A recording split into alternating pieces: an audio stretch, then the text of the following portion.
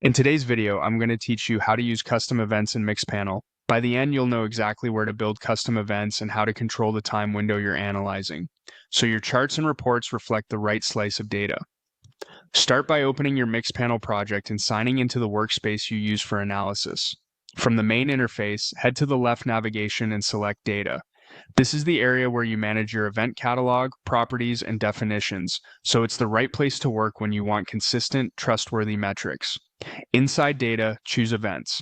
Here you can browse the events that your product is sending to Mixpanel and define additional logic on top of them. Now, switch to the Custom tab. Custom events let you combine multiple raw events, apply filters, or group them into a single meaningful definition. For example, you might bundle sign up completed and email verified into one custom event called activated, making it easier to report on the moments that matter. Before analyzing or previewing your custom event, set the time range so your numbers line up with your use case. First, Fixed lets you choose a precise start and end date. This is ideal when you want a stable window for an ad campaign, a historical analysis, or a locked comparison that shouldn't change later. Fixed ranges will not roll forward automatically, so they're great for reproducible snapshots.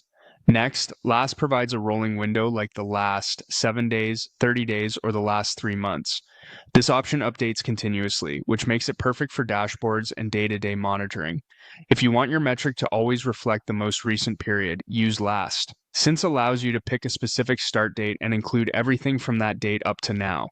It's helpful after a product release, tracking migration, or a new event launch because it captures all activity from a clean starting point and grows over time. Period to date covers the current day, week, month, or quarter up to the present moment. Use this when you're pacing goals, like monitoring month-to-date activation or quarter-to-date conversions. It differs from Last because it resets at the start of each period rather than sliding continuously. As you pick each option, watch the counts and previews update to confirm your custom event behaves as expected. A quick tip: make sure your project's time zone matches your reporting needs, especially for daily and weekly views. With the Custom tab and the right date range selected, you're ready to analyze and share meaningful metrics built on top of your raw events.